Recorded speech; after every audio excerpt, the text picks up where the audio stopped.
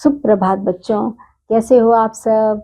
मैं आशा करती हूँ आप सब बहुत अच्छे होंगे, खूब मजे कर रहे होंगे। बच्चों आओ अपनी हिंदी की कक्षा में आज शुरुआत करेंगे हम अध्याय संख्या 12 के साथ। और इसमें हम एक लेख पढ़ेंगे आज। शीर्षक है इसका आवश्यकता और आविष्कार। लेकिन हम शुरुआत करें उससे पहले किसको देखें, पाठ प्रवेश को। आवश्यकता आविष्कार की जननी है। आवश्यकता होने पर ही उससे संबंधित आविष्कार किए जाते हैं। कभी ऐसा भी युग था जब मनुष्य नंगा घूमा। कभी ऐसा भी युग था बच्चों जब मनुष्य नंगा घूमता था। वह न अनाज पैदा कर सकता था, न कपड़ा बुन सकता था।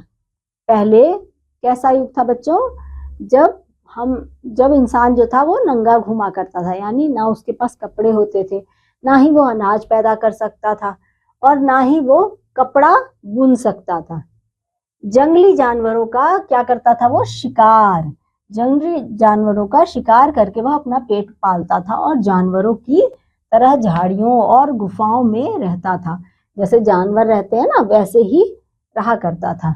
यहाँ तक कि वह आग जलाना भी नहीं जानता था। किंतु धीरे धीरे मनुष्य अपनी आवश्यकताओं के अनुसार सुविधाओं की खोज करने लगा।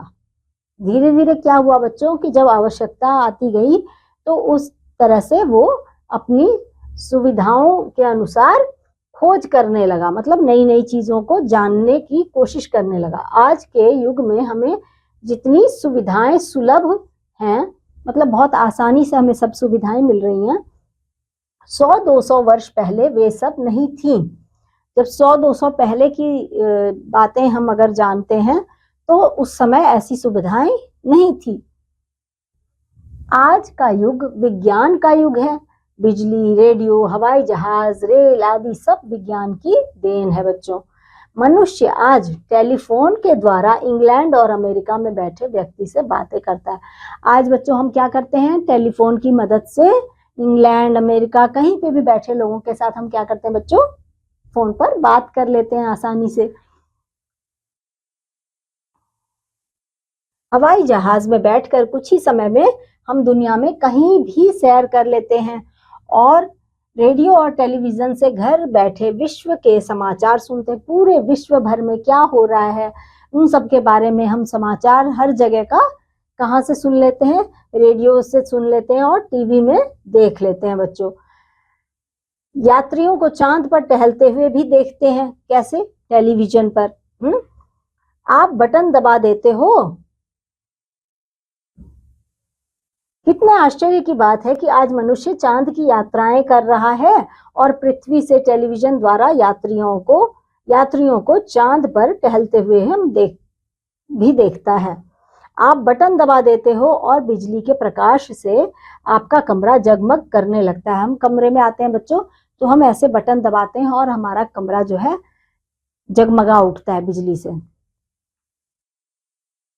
क्या आपने कभी सोचा है कि यह बिजली कैसे उत्पन्न की गई? क्या बच्चों आपने कभी सोचा कि यह बिजली कैसे उत्पन्न की गई, कैसे बनी?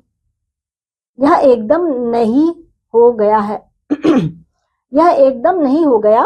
इसके पीछे वैज्ञानिकों ने न जाने कितना परिश्रम किया बच्चों, कितना समय लगाया। कई वैज्ञानिक, इसमें बच्चों बहुत समय लगा। कई वैज्ञानिक तो इनकी खोज करते करते जीवन भी समाप्त कर बैठे। कई वैज्ञानिक तो बच्चों इन सब की खोज करते करते अपना जीवन भी समाप्त कर बैठे।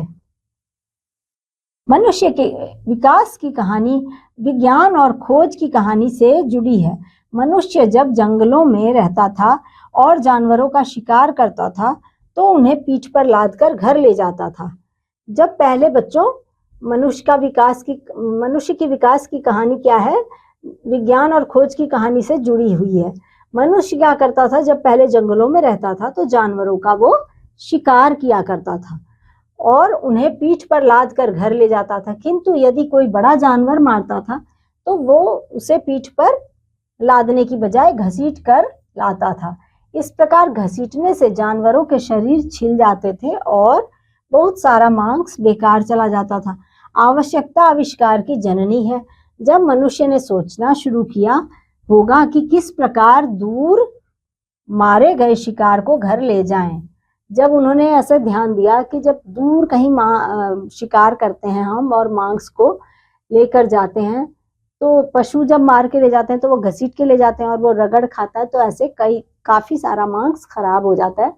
तब उन्होंने सोचा कि ऐसा कुछ करें कि मारे गए शिकार को घर ले जाएं, जिससे उस पशु का शरीर ना छिले। तब मनुष्य लकड़ी के टुकड़े पर अपने शिकार को रखकर खींचने लगा। अब मनुष्य ने उससे बचने के लिए क्या किया बच्चों, लकड़ी का एक टुकड़ा ऐसे फट्टा सा लिया और उस पर मांस को रख के और तब घसीटता था, जिससे मांस जो है वो घसीटने की वजह से खराब ना हो। इस प्रकार खींचने से मनुष्य पशुओं के शरीर छिलने से बच जाते और मांस भी खराब ना होता। कई बार मनुष्य शिकार के समय कोई जीवित पशु पकड़ता तो उसे घर लाकर पाल लेता था। जिस दिन उसे कोई शिकार न मिलता, उस दिन पालतू पशु को मारकर भोजन बनाता था। धीरे धीरे इन पालतू पशुओं से मनुष्य ने बोझा ढोने का काम लेना सीख लिया।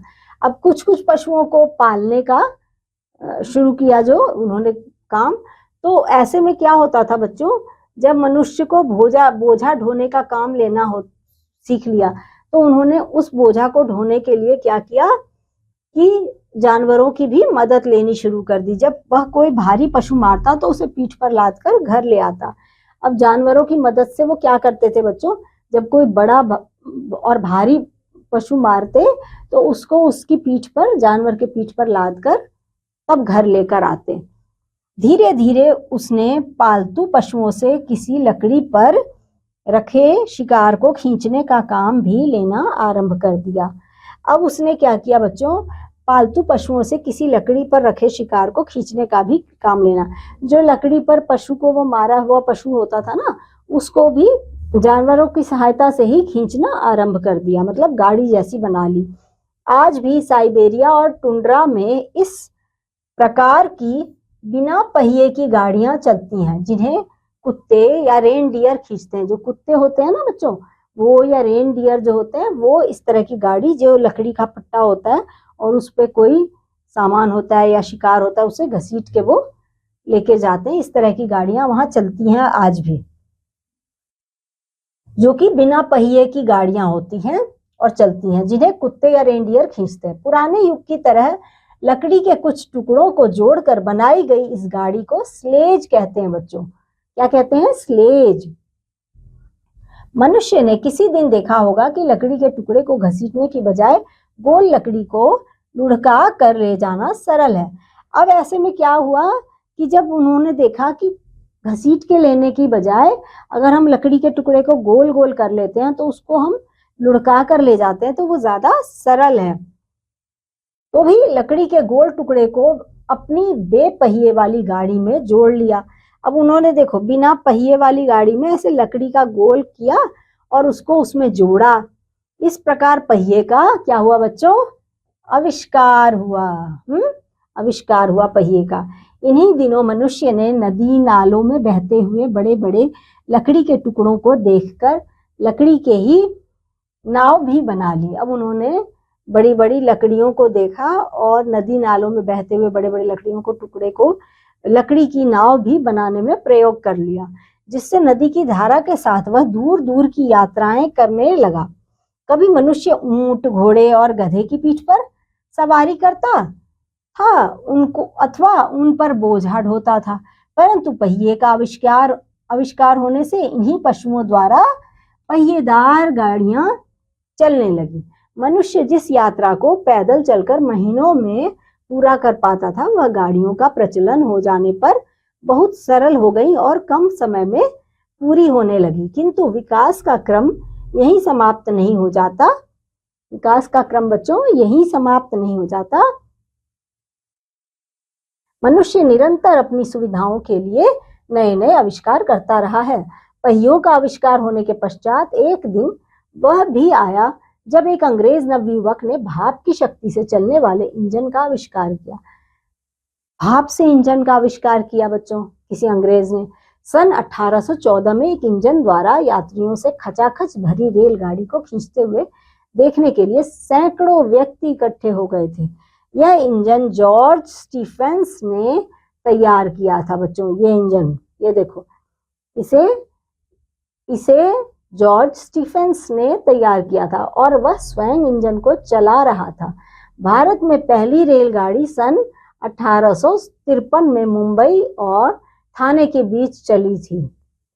इसमें संदेह नहीं कि रेल द्वारा मनुष्य दूर दूर की यात्राएं घंटों में तय करने लगा, परंतु रेल केवल लोहे की पटरी पर चल सकती थी। रेल जो थी बच्चों कहाँ चल सकती थी? केवल लोहे की पटरी पर। जिस शहर या गांव तक रेल की पटरियां नहीं होती थी, वहां की यात्राएं पशुओं द्वारा खींची जाने वाली गाड़ियों से ही होती थी। सन 1886 में जर्मनी के एक युवक डेमलर ने एक ऐसे इंजन का आविष्कार किया बच्चों, एक ऐसे इंजन का जो भाप की बजाय ईंधन से चल सकता था। इस इंजन को मोटर कार में लगाकर तो मनुष्य ने यात्रा को बहुत ही सुगम बना लिया।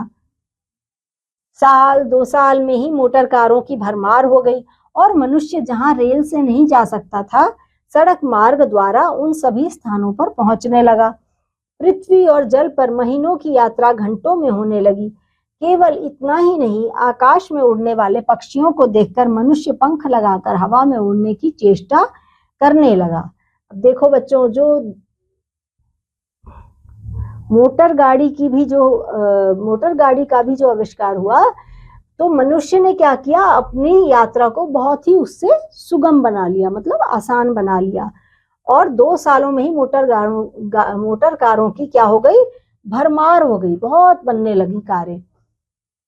उसको मोटर कार कहते थे पहले बच्चों।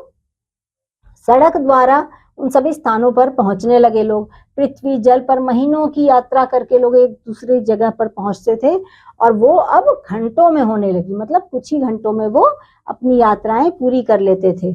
मनुष्य पंख लगाकर हवा में उड़ने की पक्षियों को देखकर उसे यह लगा कि हम मनुष्य भी पंख लगाकर हवा में उड़ने की चेष्टा करने लगा, मतलब हवाई जहाज के लिए भी प्रयत्न करने लगा। कई वर्षों के प्रयत्न से यह भी संभव हो गया, क्योंकि उसको लगा कि हमें भी उड़ने का कुछ प्रयास करना चाहिए। और कई वर्षों के प्रयत्न से केवल इतना ही नहीं, आकाश में उड़ने वाले पक्षियों को देखकर मनुष्य पंख लगाकर हवा में उड़ने की चेष्टा करने लगा। जब पक्षियों को देखता तो मनुष्य जो था वो उसके भी प्रयास में लग गया कि हम भी पक्षियों की तरह हवा में पंख लगाकर उड़ सकें। और ऐसा करते करते करते करते इस क्षेत्र में भी हमें सफलता मिली बच्चों। और हम कई वर्षों के प्रयत्न से यह भी संभव हो गया। सन 1903 में अमेरिका के राइट बंधुओं ने पहला वायुयान उड़ाया था, पहला हवाई जहाज उड़ाया था। गुफाओं में रहने वाला मनुष्य अब विज्ञान के युग में पक्षियों की तरह आकाश में उड़ने लगा है बच्चों। हम सब हवाई जहाज में उड़ते हैं ना बच्चों। तो बच्चों कैसा लगा आपको ये अध्याय? मैं उम्मीद करती हूँ बहुत अच्छा लगा होगा। अब मैं आपको अगले अध्याय में फिर से मिलूंगी। तब तक के लिए बच्चों बाय।